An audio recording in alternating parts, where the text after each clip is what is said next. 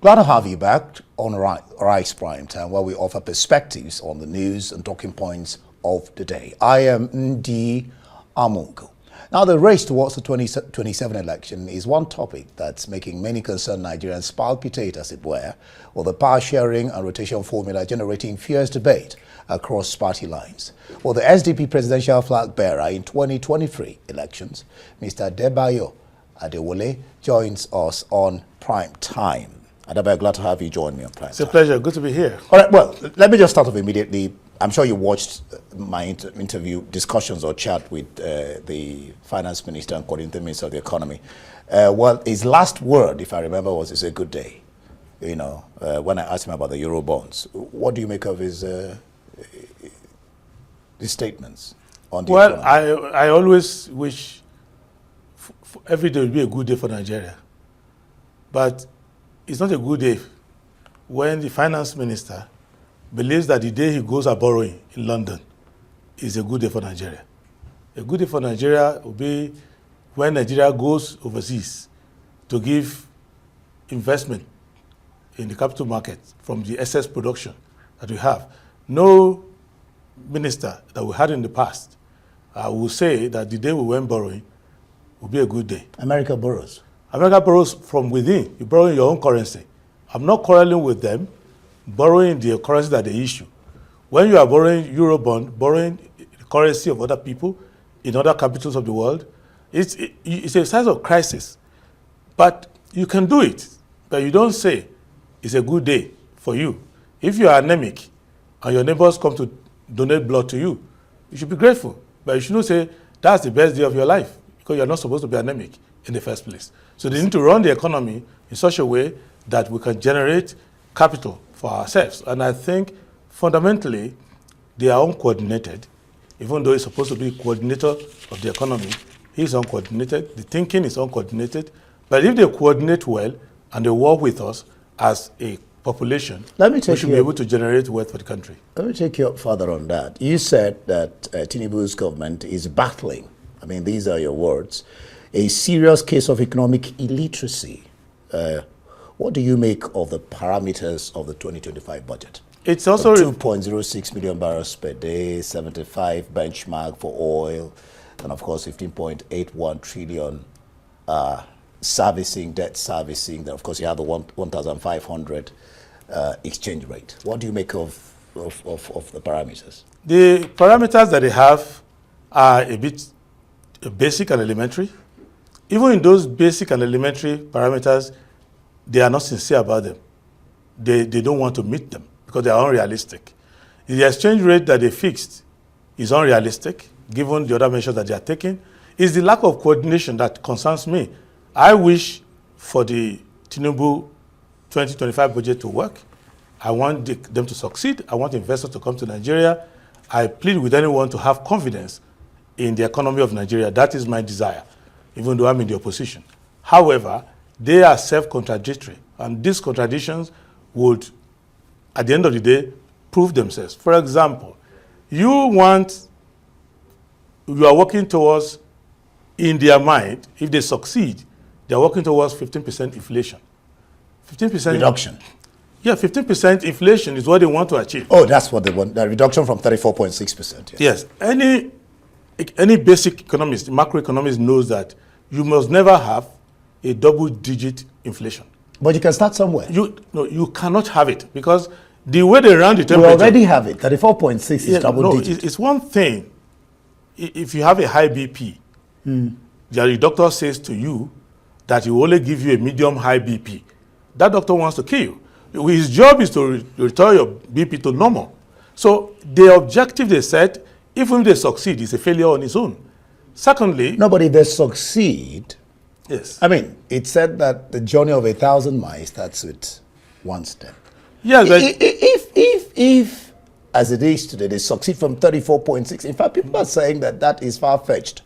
But if they move from 34.6 to 15, that's some steps taken. This idea of a journey of 1,000 miles starts with a step is not how Usain Bolt wins the gold medal all the time. That's not the philosophy of people who want to win. No, what the that sprint. means is that behind the scene, Yes. he's working before he gets to the theater of operation. I don't see him where he's working. I don't know where he is now. But I saw him when he spoke, and I heard him, and I could understand the philosophy. I am not against him in person. He looks like a nice finance person, a person who can manage your asset like a merchant banker.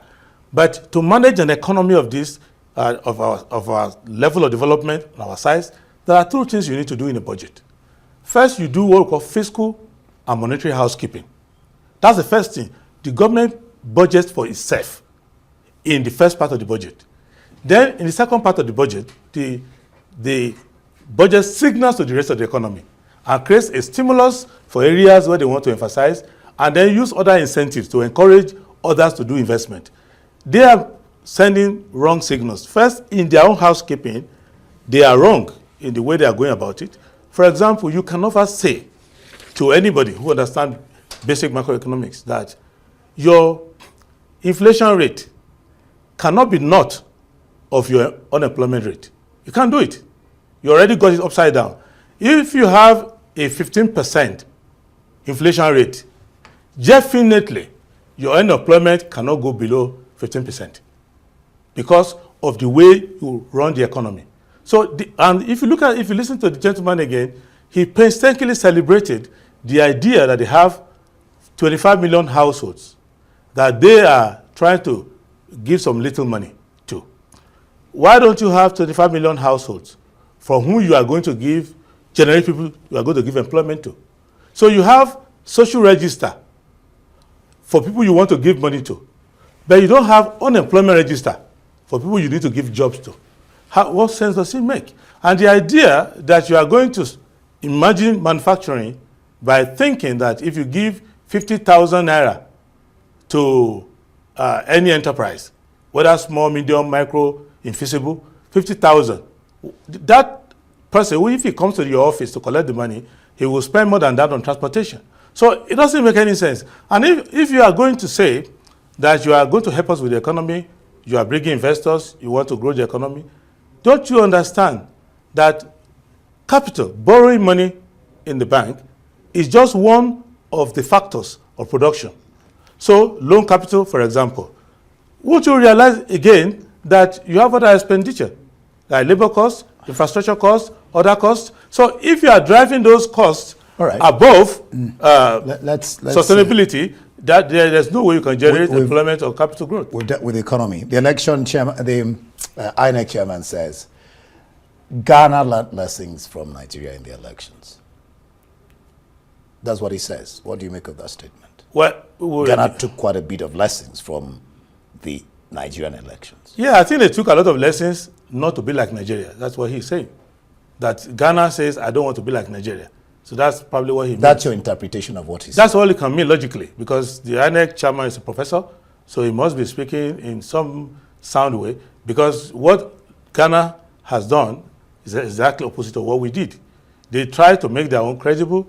We tried to make our own not so credible, even though we've invested more in terms of technology, we've invested more in terms of the quality of manpower that we put. You don't go to Ghana or other country and find a professor emeritus, a dean of faculties, and vice chancellors coming to be returning officers.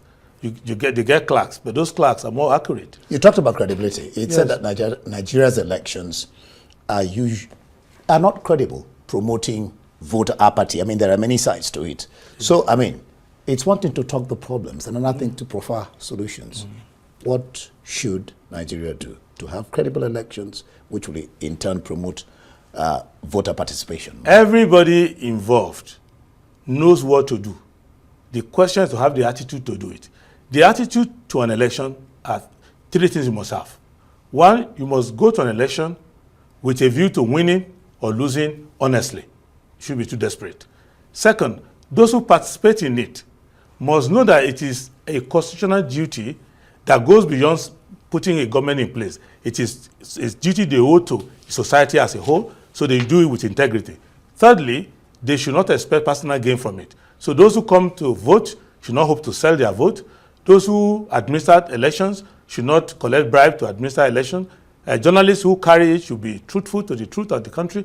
And the judiciary, when they are asked to come and look at some of the errors there, now should also try their best. You have mentioned the judiciary. Yes. Will we ever get to a place in Nigeria where the judiciary does not decide the outcome of our elections? Left to me, we can get there today.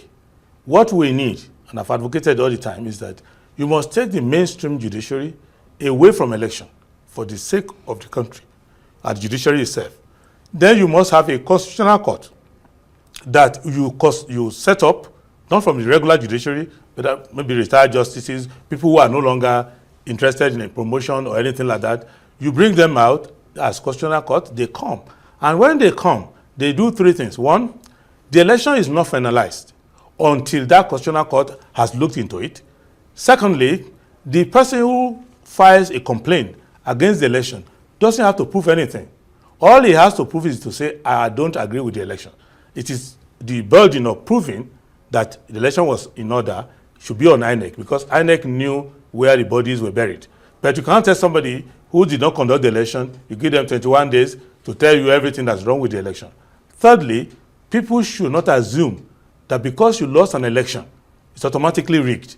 Yeah. So that should not be the attitude. They should have fewer petitions based on merit. When you say people, there's no need saying people, because I mean, the talk around is that the INECK chairman and INECK has a low approval rating from Nigerians. Yes. But then on the flip side, the talk is that politicians like you are actually the cause of INECK's challenges and Nigeria's challenges, because they seem to always circumvent the rules, find a way, to beat the rules and just make a mess of the election. There is no doubt that the problems of Nigeria are traceable to the political class. When I addressed the forum of House of Representatives last month, I let them know that Nigeria needs to rehabilitate the political class. Because when you have a decent political class, people full of integrity and all of that, many of the problems associated with politics and politicking will be removed. INECK itself has a bit of connivance that goes with it, either for sustainability of their appointment, either people have discovered they can get rich by taking advantage of the desperation of politicians. But most of the problems in elections do not arise from INECK. They arise from inside the political parties. More political parties commit crimes in their primaries than they accuse INECK of. So whatever error INECK commits, they even commit more. People pay bribes to delegate for election. Party chairmen and secretaries switch names like a game of domino. So the political class is guilty. I agree with that. But the INECK is supposed to be a professional class. In that case, they should not collaborate with the politicians. Now, one poignant thing that Yakubu said, that's the INECK chairman, he said, in Ghana, rarely do you see people cross carpet. Here in Nigeria, you can probably say the PDP is the same as the APC, and you won't be wrong. Yes. And then again, take this further. Well, there seems to be no opposition in Nigeria. It looks like it's dead, including yours. I mean, it looks like Labour is having quarrels. PDP has not held their NEC. There seems to be no opposition. The issue is this. First, let's start with the INECK. The problem in Nigeria is that everybody is an expert in other people's business.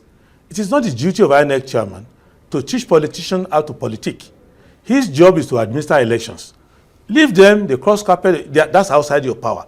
What you should do is conduct credible elections, maintain staff. But they're supposed to monitor. You can monitor. You are monitoring them, but monitor yourself first. Monitor your staff to see that you don't switch elections, you don't switch off your servers, you don't do any of the nonsense that is associated with electioneering. Once you have cleaned your own audience table, you have the moral standing to now pontificate for others. That's number one. Number two, with respect to opposition. Opposition in our system of government is opposition of ideas. It's not opposition on the street. The problem people have with opposition is that Labour Party, PDP, APC, they have the same philosophy. So it is difficult for someone to oppose. You didn't include SDP. No, we have a different philosophy, and that is what. How is yours different from theirs? See, we are left of the center, and our policies are different. If you listen to us during the campaign, you will see that if you just oppose Governor Peter Obi, President Tinubu of today, and Vice President Atiku, you will think they were reading from the same script. They are in different parties, but they believe in the same thing. Economic theory. If Peter Obi was in power, he will find another person, not Wale Edu, but one who sounds like him. You know, I said in Ghana, they hardly, yes. like Yakubu said, he said they hardly hear of cross-carpeting. Can't we have the same thing here? Cross-carpeting or not cross-carpeting is not the major problem. It is bad, but it's not the major problem. It's that you must have definition of ideas. If somebody crosses from PDP to APC, he hasn't actually crossed. It's like moving from one room to the other in the same bungalow. Briefly, because they are the same people. It is when somebody crosses from an ideological divide. So they are parties of the same ilk. That's so, the same thing. Yeah, exactly. So what Nigerians need now is that Nigerians must invest their time, their belief, their attention in alternative thinking. And to say there is no opposition, the job I'm doing before you now is the job of opposition. In 30 seconds. Know you and constructive opposition. In 30 seconds, rotational presidency, what do you make of it? Well, it is at two levels.